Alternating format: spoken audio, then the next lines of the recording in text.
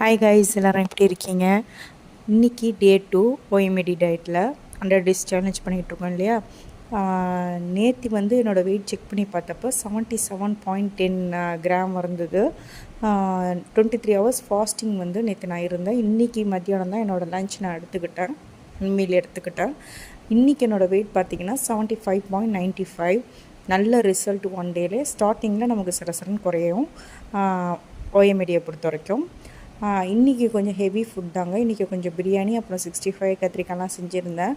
நமக்கு பிடிச்ச உணவுகளும் அப்பப்போ, இப்போ ஒரு வீக்லி ஒன்ஸ் ஆர் டுவைஸ் அந்தமாரி உங்களுக்கு என்றைக்கு வசதியாக இருக்குமோ அந்தமாரி டேயில் உங்களுக்கு பிடிச்சதும் அப்பப்போ எடுத்துங்க. அப்போ தான் நம்ம கன்சிஸ்டன்சியாக டயட்டை ஃபாலோ பண்ண முடியும்.